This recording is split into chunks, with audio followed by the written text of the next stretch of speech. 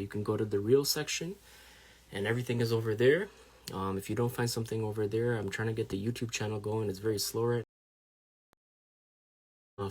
Just search at Streets for Youth, and all the videos I'm slowly putting up there, because you never know with Instagram, you never know when they might just ban your account, and you end up losing all this good footage. So be here for the talk, but either their time didn't permit or they're just not on Instagram. So like I said, inshallah, I'm gonna record the interview, and Connecting now. Assalamu alaikum. Sister. Peace and love. How you doing? Good. Alhamdulillah, I'm well. How's it going with you? Alhamdulillah. Assalamu alaikum. Yes, I was just saying, I was just letting the people know, because a lot of my homies wanted to check in, but they're not on the gram, and some of them is at work. So I was like, inshallah, hopefully this posts, and then I can screen record it and put it up on my YouTube, and that way everybody can check it out. Okay. How's everything on your end, though? Oh, everything is all right. I have these seasonal allergies that's kicking my butt, or whatever. So I'm gonna let General Shakur go come on, and he's gonna explain a lot more about the event, because my allergies is really kicking my butt. So General Shakur is right here. Okay, assalamu alaikum. How's it going? Peace, assalamu alaikum. How y'all doing? Islam. So in terms of, so I actually don't even know the brothers. So what you guys could do, usually how we kick it off, I know it might be a little difficult with your allergies, but if you could just do a short little intro about who you are, because a lot of the homies here might not know about you. I don't want to bring up who your cousin is. Okay. You're your own person. You have your own legacy. We can get into all that later, but you could introduce yourself and where you're at and where you came with that. Okay.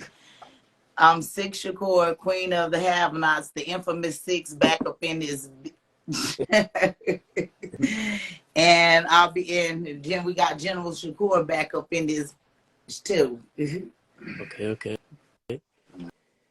So where do you want? Okay. Yeah, the real General Shakur. You know what I'm saying? There's a lot of pretenders, so you know what I'm saying. I have to say that a lot now, like nowadays.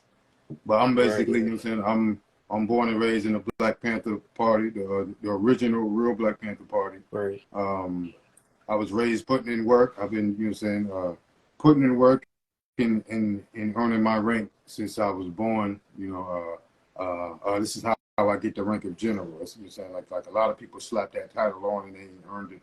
You know what I'm saying? But so we're, you know, children of the movement. I'm a child of the movement that's been very active. I'm active in, just like mostly military security work, and what I do is the ongoing work of, you know what I'm saying, building the apparatus of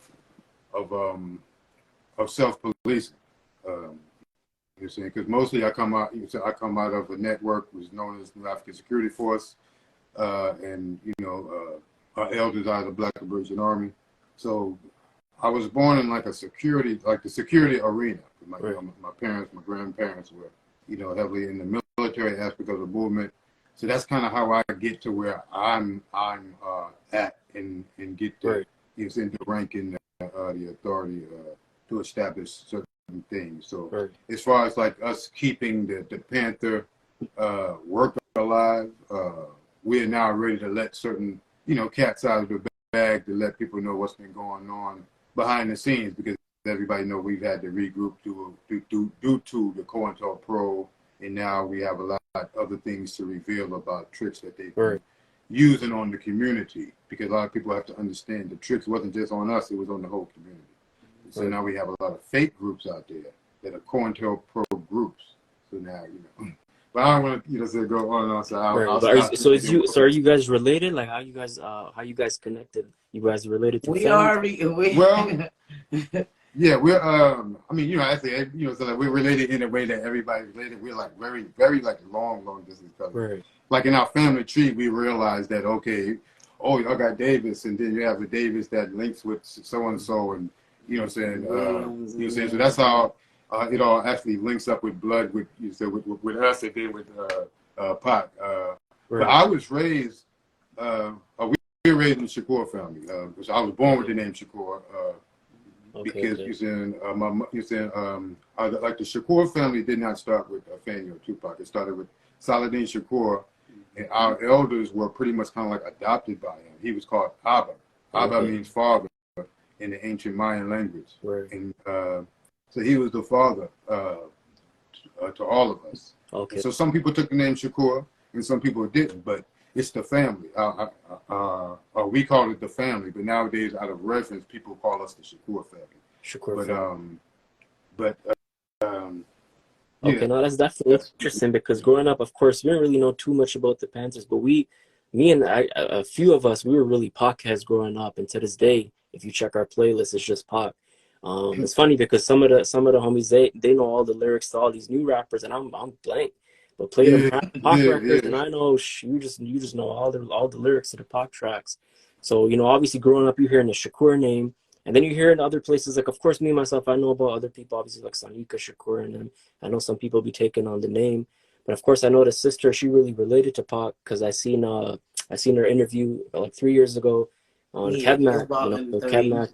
KevMat doing a lot of good work. He be putting people on. So when I seen that, I was like, damn, because I didn't even know Pac had family out there like that. And the funny thing about it is, I wasn't even supposed to be doing that interview.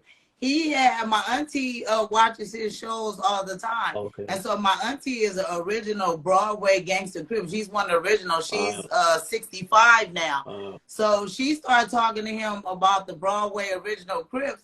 And he was like, well, why don't you come on and do a show about it? So she had me come with her. And so he started telling her about, she started telling him about me. Right. And he was like, well, let's do a show on you. I wasn't even prepared to do no show or whatever. It was her show, and I just ended up doing the show.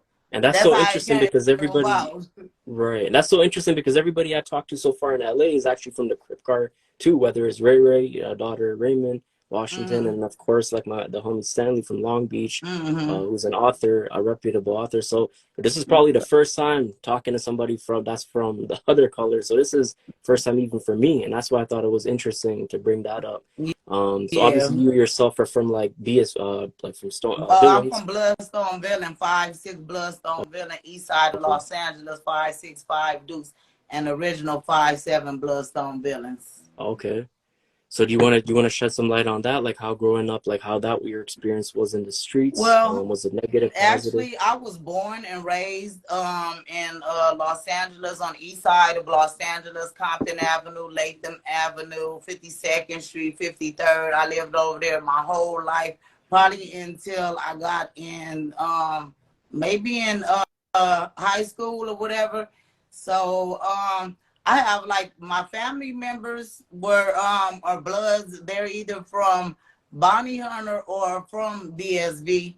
So it was, you know, I was born into the set. Even though like my family is originally from Louisiana, Shreveport, New Orleans, North Carolina, South Carolina, Georgia, Tennessee, all over the place, I might as well say. But my grandmother and them came from Louisiana, and then they moved to Los Angeles. Some of the rest of my family stayed in other parts of the state, but they moved to Los Angeles. And then my mother and they stayed over in our first place was on Latham Street and stuff. So I have like OG uncles and family members that's from the hood. So I was born into it. You were just kind of like born into it. And I got courted in actually originally when I turned 13. I got the set 5-6 put on my hand or whatever. I don't seen a lot of my homeboys get killed. A lot of my family members get killed and friends as well. And that's why we've been working together since 1992 to put together with the brother Daoud Sherrills that I've been on for years. His brother Keela, Bloodhound, Skip Taylor, and a lot of different other brothers and stuff, Hakeem and stuff, where we're doing the Blood and Crips. We were doing the Blood and Crips football games and stuff, and the softball games to bring unity to the community, to let the tribes know that we're all one tribe, regardless of what color that you have on. We're still all one tribe. You know what I'm saying? And it's very sad to see that it's a lot of people, a lot of my homeboys and homegirls didn't even make it to actually see, you know what I'm saying, the age that I'm at, because I'm 49, I'll be 50 soon. Sure. And a lot of people, they didn't even get a chance to make it. Right. I was like literally, I'm surprised that I'm still here because I've been shot at plenty of times by other gang members. I'm 13-year-old girl, you know what I'm saying, with my red rag, my all red, the GBs that people know. They some shoes. We used to call them gangster bloods and stuff. Right. And we done been shot at, you know what I'm saying, running, had to leave our shoes and all type of stuff, you know what I'm saying? So it's a blessing and thankful to Allah that I'm still here, you know what I'm saying? Because I've been in shootouts and all type of stuff, you know what I'm saying? So now that's interesting because whether no matter who you talk to, and not even just the Crips and Bloods in LA, but anywhere in the streets, like you talk to people, and that's what they say. That like most of their homies is gone. Some of them is locked up. Some of them is buried. And it's really sad when you think about it, because like you said, we all come from the same tribes. First of all humans is family, period. Then you got the Muslim community, and it's so crazy because even here in Toronto and the GTA, all the neighborhoods is mostly Muslim, a lot of them, you know. But they segregated though. They segregated them.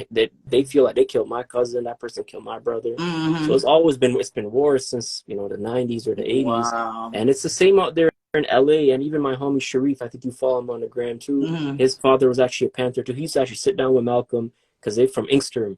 So Malcolm Shabazz. Yeah.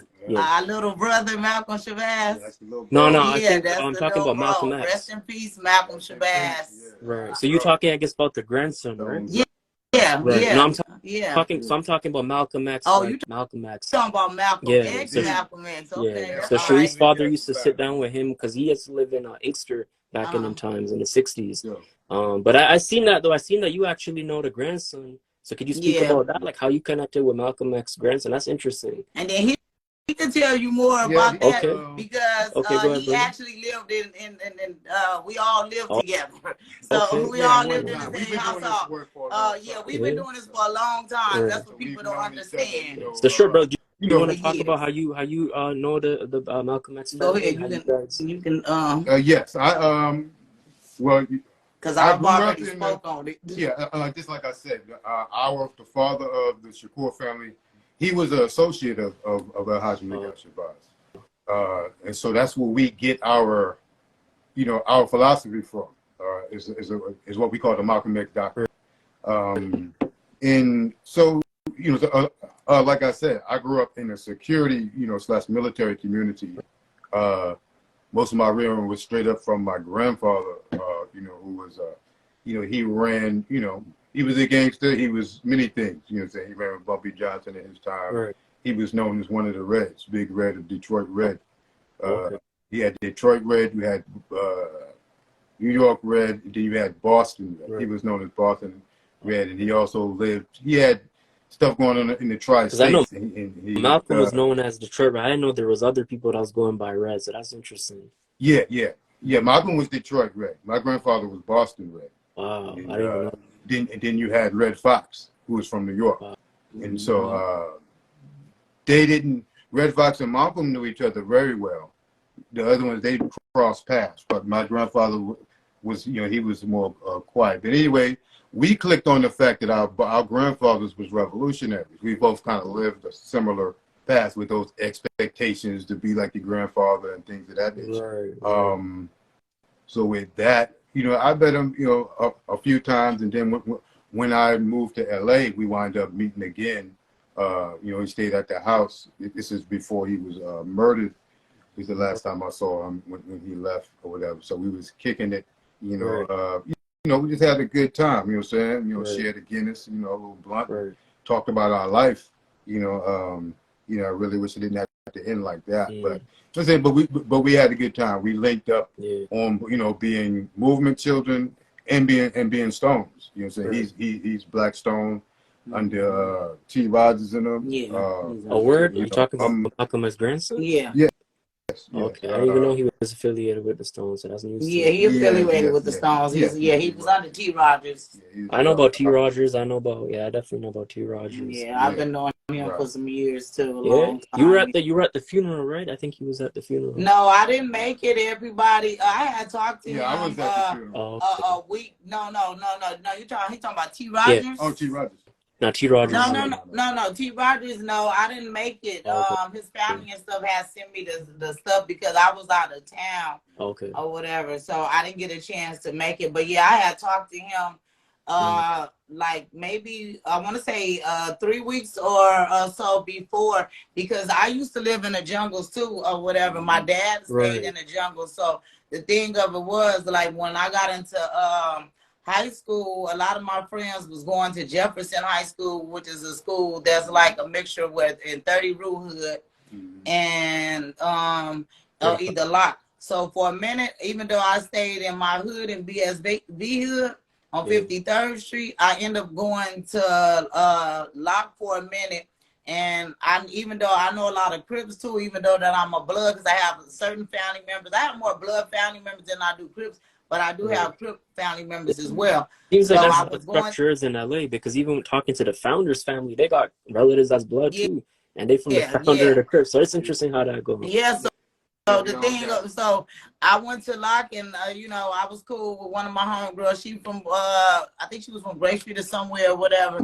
And me and her got into it, and then some other me and her didn't fight, but then some other girls already knew that I was a blood. We was cool, but when they kicked off or whatever, we started saying, you know, disrespectful words to each other. So we got into a fight or whatever, and my dad, he was like, "Oh no, you're gonna come over here to Dorsey or whatever." So I'm my dad's only child, so I moved with my dad, like I want to say 87 or 88 or whatever, over to the jungles on Cocoa Street, and then that's where I met my homeboy, Lil Bop, rest in peace or whatever. He knew my daddy and stuff, and so he walked me up to Dorsey and was letting me know everybody that was either from Blackstone or that was from Villain, VNG, and all of that at the school or whatever. And so so I got tight with the Blackstones and stuff, because we used to hang on Palmwood and all that stuff. So I got tight with the Blackstones and some of the VNGs as well. Because so I ended up being on the east side and west side. So I got, you know, homies over there too. So I've been knowing, and also I know T. Rogers as well from the Blackstones, and because of the fact that he's a Muslim and stuff as well. And so me and him have visited the masjids together and stuff as well. Yeah, no, that's definitely interesting. I feel like there's so much in your life that's pretty crazy. Even, you know, fast forward into the days where you was, I guess, clicked up with Death Row. I think that was interesting in itself, because Death Row is like a mixture of so many different people from all over LA. It is. You have Red Reds and Blue guys coming together. Yeah, and so that's the thing. A lot of people be like, okay, so a lot of people, so my name, whatever, so I used my rap name. We had to see, Pac was coming out with a group called the Thug Misses. I'm sure y'all heard of the Thug Misses on the song Just Like Daddy. And so it was consist of me, Sixx, which used to be Lady Sixx, and then SV, China Girl, Nightmare, Star Shakur, the real Star Shakur, which is my cousin, not this girl running around talking about she's Tupac's daughter, not her. And then my homegirl Didi, which was a singer. So at the time when I was working with Del Froster, my name was Lady Sixx or whatever. And so by the time I'm gonna say mid 97, 98, everybody was like, since you already from the Sixx gang and this and that, whatever, it'll be easy to call you the Sixx. So I dropped the Lady Sixx and it became Sixx. So after everything that like kind of, you know, happened with Pac and stuff, I still did my company Thug Misses Incorporated. And I know the girl Kaya, she got Thug Misses, but we originally had Thug Misses already on the West Coast, and then I have my company that I've been having for years, which is called Shakur Incorporated. And it's not just for the Shakurs, like he was explaining to you. Some people took the name Shakur, and some of the family members didn't. So it's the Shakur Incorporated is for everybody in the whole whatever that they're doing collectively, it's whether just it's like, art I guess or whatever, you know. I guess it's interesting because even in South Asian culture, you have certain clan names like that. For example, the Khans. So like on my maternal side, we Khans, but a lot of people have taken, like their ancestors just took that name on. And then some can originate it back to Genghis Khan. And then me being the Chagatai, we take that from the son of Genghis Khan, which was Chagatai Khan.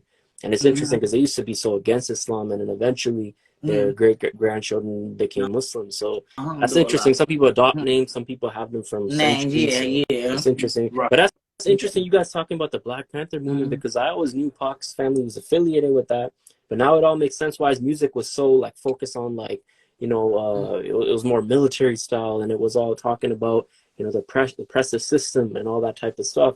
So I'm guessing he was getting that all from like the elders in the family. Yeah, because and experience. And then see it.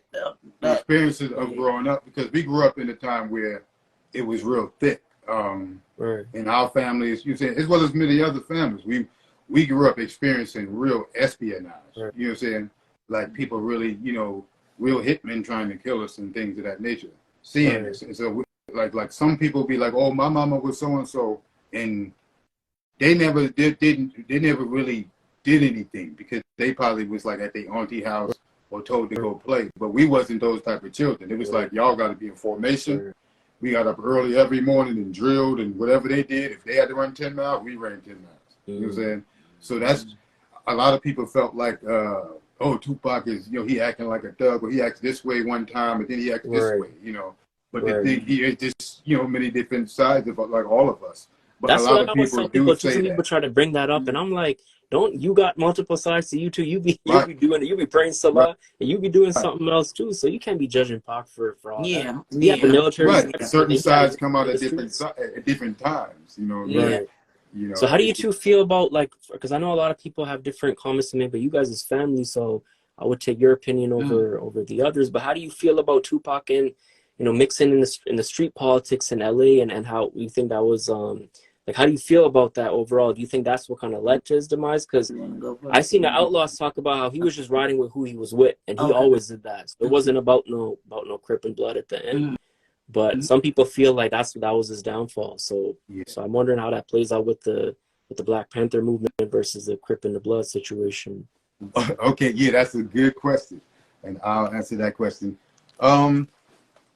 See, this is what that is. I think. See, what that is from the outside. That's people not knowing and over critiquing. Right. The thing is, I'm saying, like I said, we were raised to be leaders. We were raised to do what we do. Tupac did it at a time. You got to understand. At a time where we were bouncing back from an attack. Right. And then our family kind of refinding each other because his mother, of course, everybody had been on their own journey. I was more lucky because I had my mother and my father at times. Sometimes my father was underground or one of them was in prison or, we had to stay at other people's house, all that kind of stuff. Right. But the thing is, when it comes to the gang culture in the Panthers, to us, it's synonymous. Right. Depending on who you're talking to or what group, because some of us groups helped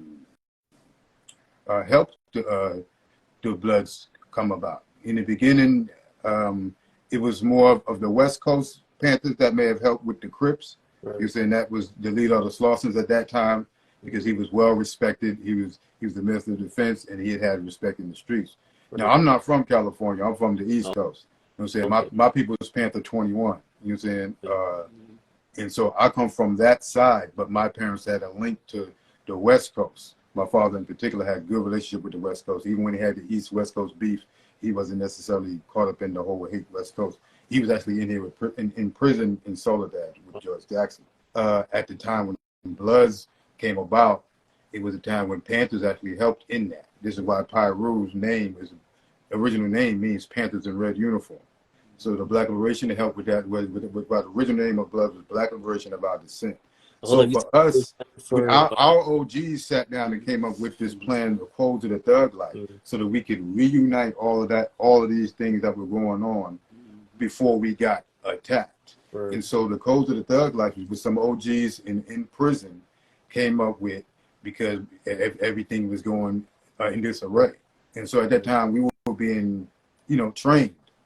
Pac was a little older, and honestly, he jumped out there. You know what I'm saying? He jumped out there because somebody had to be out there because he was already out there. Right.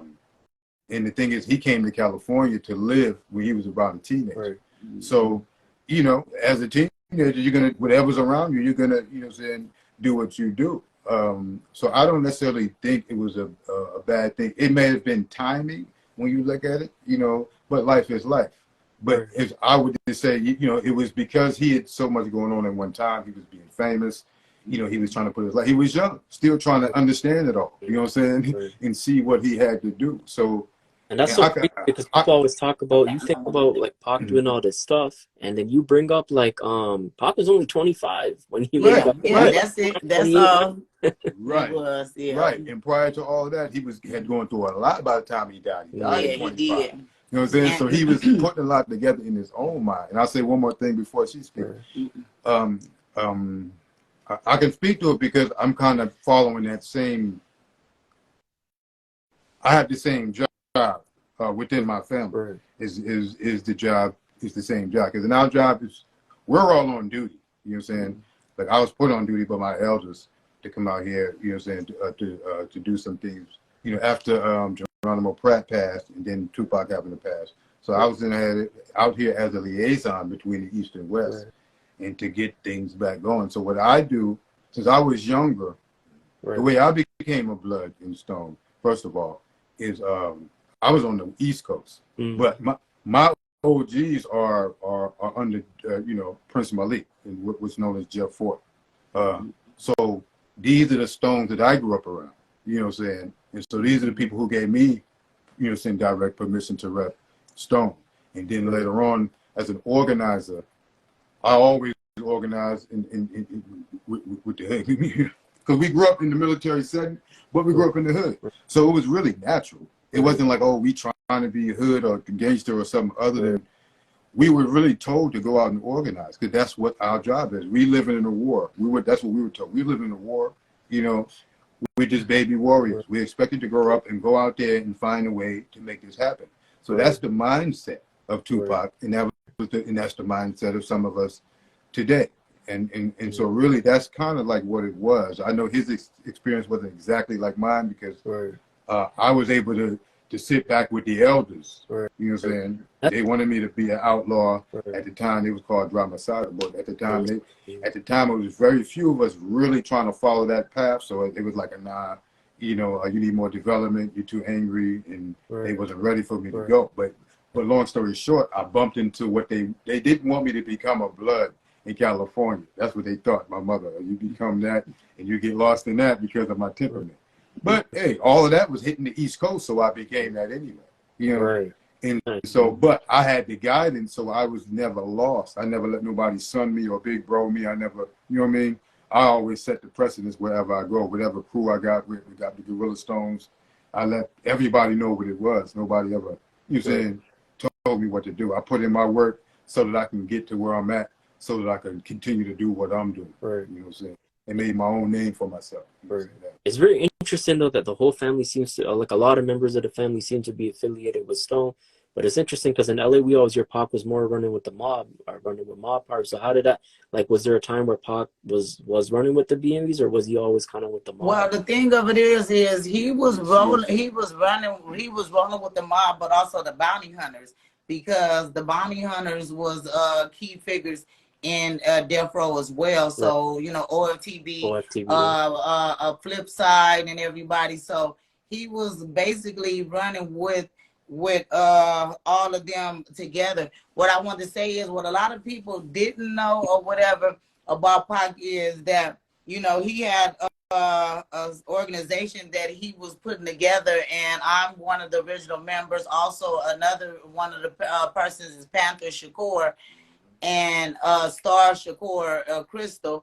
And this was he was putting it together. He didn't have the time really to put it all the way like he wanted to, because he was in the music industry. And see, that's a lot of stuff that a lot of people don't know about, but the FBI and the feds and stuff, they know who we are, because they came and raided my house and confiscated his stuff from my house. So he was already building a revolutionary organization, but it's unfortunate that he got killed, because the thing of it was I was going to go to Vegas, but it was told that he was not going to Vegas. So because it was my birthday, September the 8th or whatever, I ended up going up to Pelican Bay prison to go see the person that I was married to was getting married to at the time. And so by the time that I get up there, I found out he was dead. And he wasn't even supposed to go to you know, to Vegas, and then, you know, Big Frank told me they told him not to bring his gun, and you know, he was Pac's personal security. You know, I don't know, And I you think know, it's what all happened crazy at that because, point, right. you know, but he's not here. Yeah, I think it's so crazy because anyone you hear talk about that time is like Pac had been shot before, so I feel like this first reaction was kind of like again, and then it was like people, I guess a lot of people in your guys' camp felt like he'll get through that just like he got through it before. Because I've Yeah, had relatives too that have been shot, and you know they just bounced back, but I guess it was just a totally different situation, and yeah, yeah. sadly, Yeah, and so Pac would that's have what made. I'm saying. A lot of people don't know, and so I will be putting out some things coming soon from my homeboy Gonzo. Rest in peace. Okay, I know Me and about. Gonzo been rocking back all the way since junior Oh high. yeah. I'm years older than him, but him and my sister is Oh, the same age, and they went to school together at Audubon and stuff. oh, So he's another person that was around Pac a lot. Like right, certain stuff that you hear in the industry, you'll hear only the industry stuff. right. But it's a lot of stuff that people don't know. A lot of pictures that was confiscated, destroyed, a lot of things. You feel what I'm saying? Mm. So, you know, I hate that they did that to Gonzo or whatever. But we I've used to seen talk every that day. because He used a to lot of still he people. used to send me a lot of stuff, Oh, and really? I was out of town when he passed, and Uh, I was tore up about I've that. I seen the couldn't news believe it. about Gonzo because I've seen all the people from LA posting. But like you said, it's unfortunate because a lot of people here don't even know about Gonzo. Yeah. But it seemed like he had a legacy of his Yeah, own, and he was he did because important. he was with Caution, the group Caution. Ice Cube now founded them Oh, and stuff. So he had a legacy on his own. And then what he was doing was he was in Washington. He was doing real estate, and I do that too as far as fixing flips. And me and him was talking about my house because I had a well, I only got now just 20 acres because somebody burned down my mansion or whatever in El Mirage or wow. whatever. So me and him, before previous to it getting burned, me and him had talked about that, about us fixing it up and stuff. And we wasn't going to sell it, but we was going to fix it up. But he was into doing the real estate, the fix and flips. Wow. And so we used to talk all the time. And it was just, you know, I tried to call his phone. And when people were saying that, because I couldn't believe it, and his phone was going straight to voicemail. That's usually how it goes when you first hear about somebody passing. You don't Yeah. believe it. Because I didn't even, you know what, it's funny. I knew Snoopy Blue too, or whatever. He stayed right around the corner from my sister's father. Oh, you talking about And I people didn't, that just passed away, yeah, right?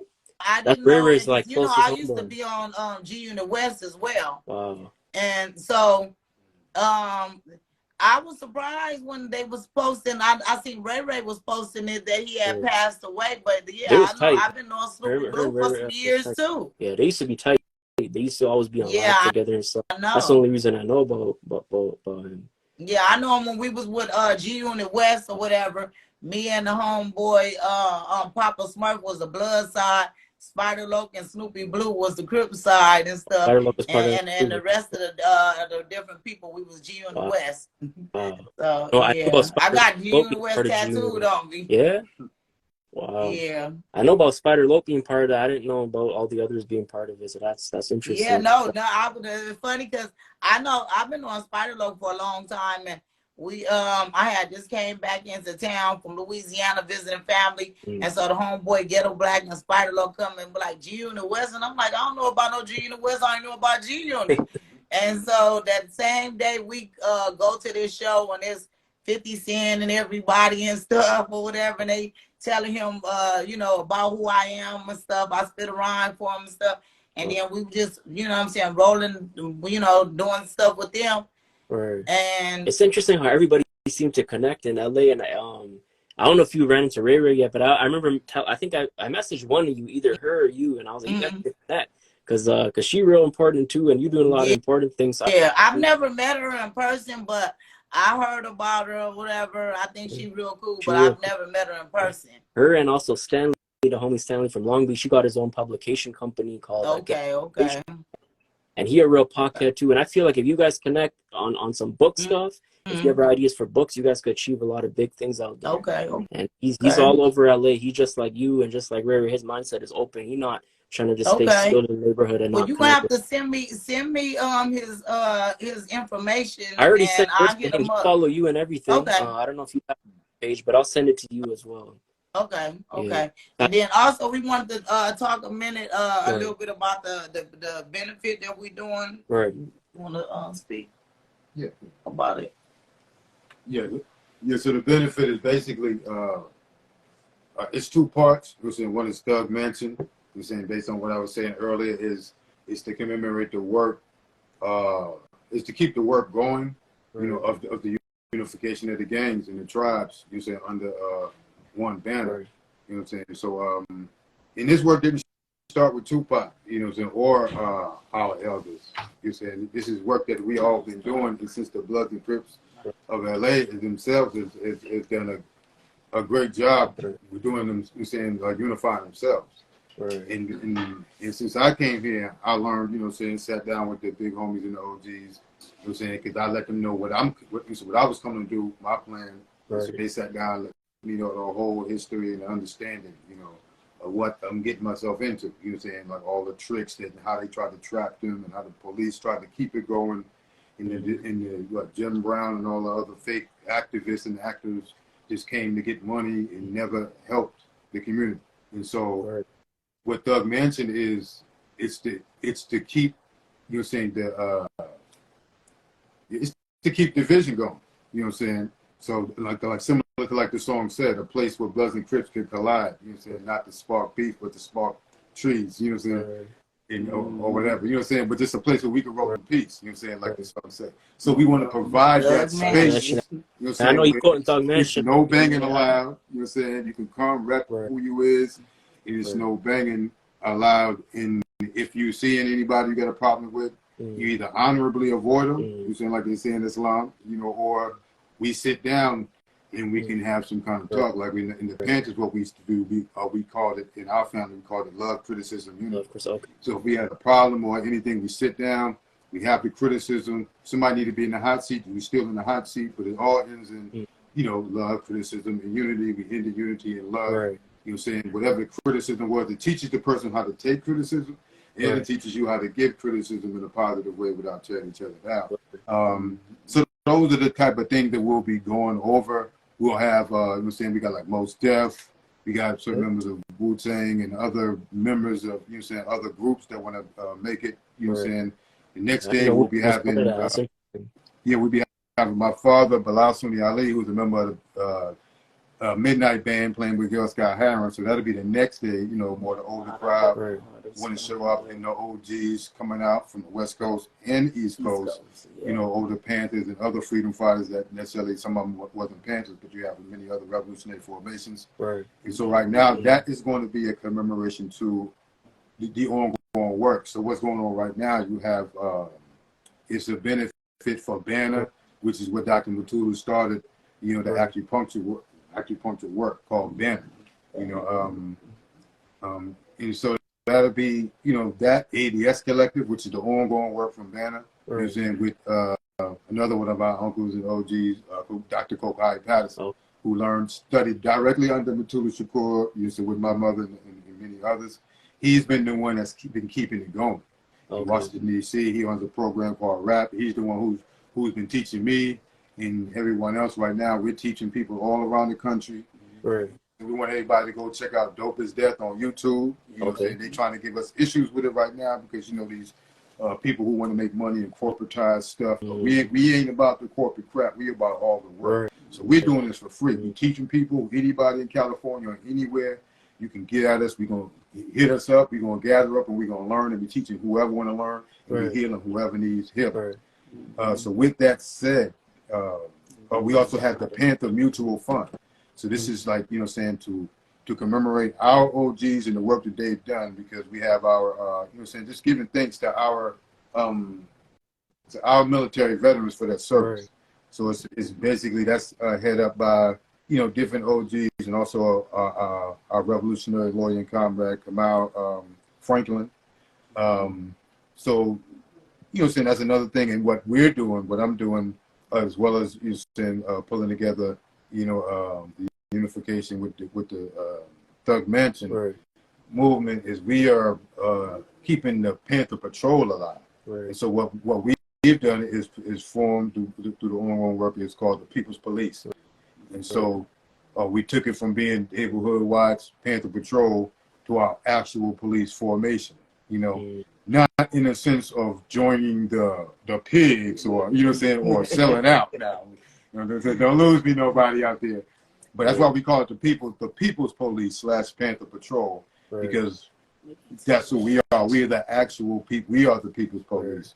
And that's something that we will explain. We'll have our own podcast where we really go deep into that. People go to ask questions into all of that. But we'll be there. We have our own email, which you can email us to even make donations. You can have a tax write-off to make a donation to any part of this foundation. And that's at People's Police Department at gmail.com. Okay. So just to show you what we talking about, this is one of our badges that we just had made. This is a prototype, you know what I'm saying? Okay. You know what I'm saying? We basically function under human rights law. Okay. You know, and under Aboriginal Chata law. Okay. You know what I'm saying? We are Chata Aboriginals. We are American Indians. Right. You know, and in law we would say American Indians, even though we call ourselves Chata, or we say Shakura, or we say Garifuna. You know. Okay. And so yeah, you know what I'm saying, not to be confused, because Shakura was actually a tribe. So even though we have names Shakur, like I have a twin sister, her name is Shakura. You know what I'm saying? But you know what I'm saying? So we are also re-tribalizing ourselves. You know what I'm saying? As the Panther term is a scientific term for jaguar. You know what I'm saying? Just like the term tigre, the Spanish use for the big cat. And so taking ourselves back as we fight, back to our true ethnicity, because as many games has been played on us. Many games where our movement was interrupted to call us colored, to take it from the rights of the true indigenous Indian or Indigos at that time, what they were calling us. Then they made us colored, then black, and then they came up with the harebrained scheme to make us Africans and African Americans and all that. And you had many Masonic groups that participated in manipulating us to think that we were actual African slaves and all that kind of stuff, you know. But so we at the forefront with a lot of our people's clearing that up. So as we get back into the forefront, you will hear us refer to ourselves as Jaguar Khan, you know. So you know, saying just letting that out because we'll be going over this, you know, saying in this on June 16th. Through the 18th, you know, at Watts Towers, you know, where everybody come out, the whole community. This is a neighborhood event to uplift the neighborhoods. And this will be an annual event. So we're taking it all over to different neighborhoods to commemorate what Pac was doing with the whole, in the beginning, to take thug life, come straight to your neighborhood. You know saying we can have a basic framework, but we want that particular neighborhood. Like right now, we Watts. So Watts is going to be in charge of that. We bring the People's Police to Watts. I'm not in charge. I'm just the catalyst for this, you know what I'm saying, to building this. But in Watts, they will be in charge of picking who will actually be the Panther Patrol in Watts and how they're going to function, what are the rules they will function by, and what are the things that they need the biggest help with in Watts. Because they may be different in Atlanta. You know what I'm saying? Because I just came from Florida where I was doing it. I've done it many different places, just even on my own before I pull other people in and did my own little thing. I've had FBI coming at me, hiding behind bushes and all kinds of crazy espionage stuff. They offered me $3 million to sell out, you know what I'm saying? But I'm really about the people, so I ain't sell out, you know what I'm saying? Because it's all about the people doing it, you know what I'm saying? Because if true law, the way the Panthers were trying to teach it before they were militarily assaulted, the thing that they don't teach us is we've been captured in a commerce government to where is everybody thinks that looks to the government to do things for you. Now everybody else's situation is different for the foreigners, but us being indigenous to this land, we are the true government of this land, and we're dealing with a situation where our ancestors kind of got us in that got out of control, to where people think the government is supposed to actually do things for you and do other things, but we are supposed to. We the people in establishing government is for each group, each tribe, and we've been intimidated and warred against so that we can figure that out. And over time, they have manipulated us into what you see going on with us now. Right. And so we have to make all that clear, shut down the movement itself, you know, and clean house. And so that's what we're doing. With Bloods and Crips are doing the same thing all across the board. We're cleaning house, getting this negative energy off us that we've been plagued with, killing each other. It even happened with the Panthers. The FBI was able to finagle a whole situation where even Panthers was killing each other on the East and West Coast. So we bring together a lot of that energy to heal a lot of energy, you know what I mean? And so that's what it's all about, you know what I'm saying? It's about bringing people here with respect to the people here, because there's been a lot of copycats who've been doing stuff, you know, based on what they think LA was doing. So a lot of that we trying to stop on the East Coast, you know what I'm saying, with people who are just what we call gang goofy, you know what I'm saying? So we're trying to bring a tribal structure to understand who we really are, to get rid of the, for the bullshit, in the niggerishness, in the low life stuff that we've gotten attached to through our survival in low vibration, and through the FBI and CIA infiltrating us and stirring up this low vibration itself. And so what we're doing is we're aware of all of that. And so we're dealing with ourselves. Not to cut you off, homie. So the only thing I'm concerned about is we're about 45 minutes in, and sometimes when the video get too long, in the end it just end up crashing. So I want this to be saved on the profile. So we're gonna try to wrap it up in 5. But one thing I wanted to ask earlier, when you was mentioning all the people that's gonna be part of the concert or the event, my only question was, is the Outlaws in any way involved in this project, or have they not? Have they reached out? No, actually, the thing of it is we're doing a separate event. We haven't really reached out to any of the Outlaw members, but they are welcome to come and perform if they like. Most Def, he has another show that he'll be doing with Erykah Badu, so he'll be doing a pop-in.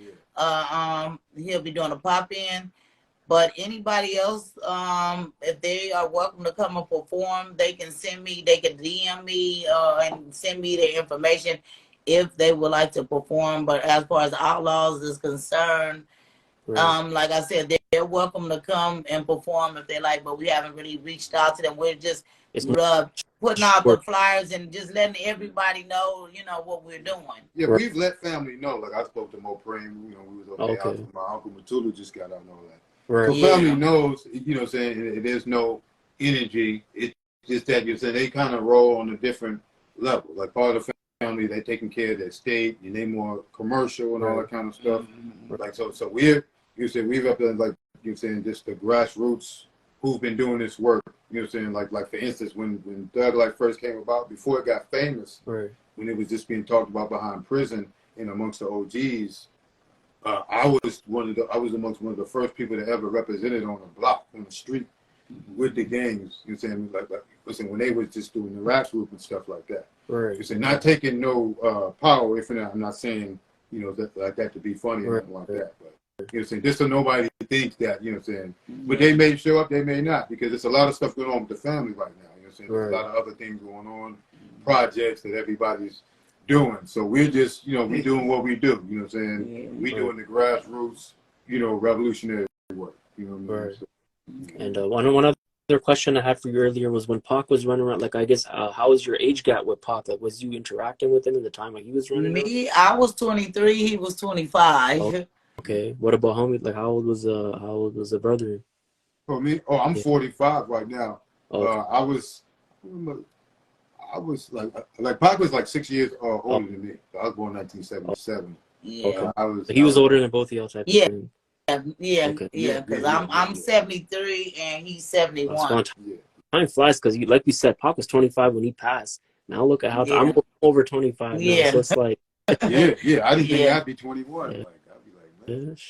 I didn't think I'd be hitting 50. Hey, you know, but but we really appreciate, you know, you having us on and stuff. And please make sure everybody to come and follow us, run the numbers up, go to YouTube, Instagram, TikTok, let everybody know. And if you guys want to be a part of it, hit me up. West Side in this motherfucker right here. West Side in this motherfucker right here.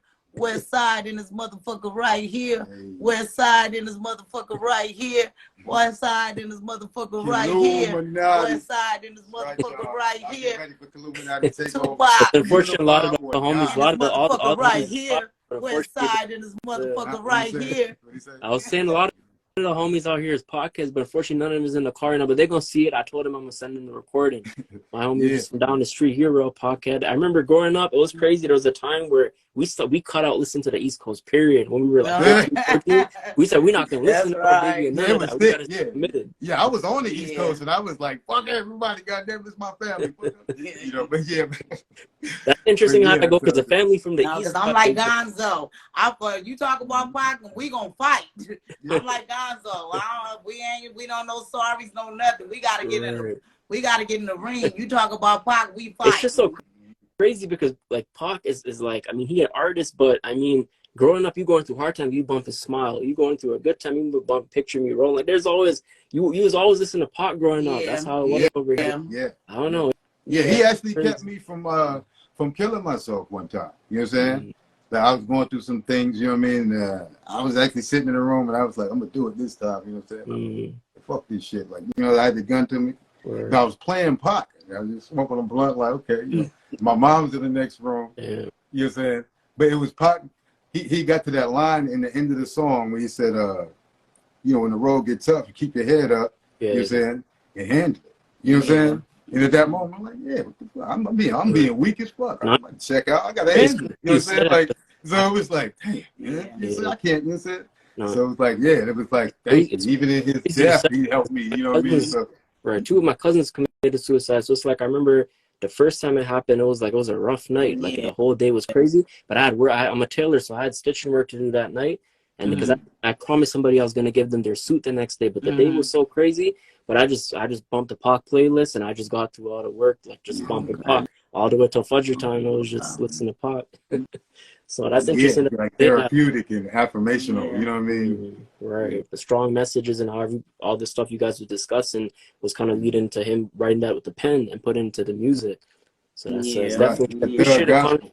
And you know, I appreciate you guys giving your time, and I hope hope the event goes good. I got some family in Cali, so I already sent them the details. Okay. I have the link, so I'll send it to whoever else interested. And of course, like I said, tap in with Stan. I know he gonna be down to help with whatever. Okay. You are Ray, so Ray got all her peoples out there. Okay, so for sure. Anyway, I could help y'all. Any way I could help. Right. And of course, prayers up. May Allah subhanahu bless you guys and keep you guys healthy and wealthy, and bless your families. And we'll stay in touch. We're gonna do a part 2 because 1 hour not enough. It is not. Yeah, it ain't not right now. We have to do this again. We have to get together and do it again. Right.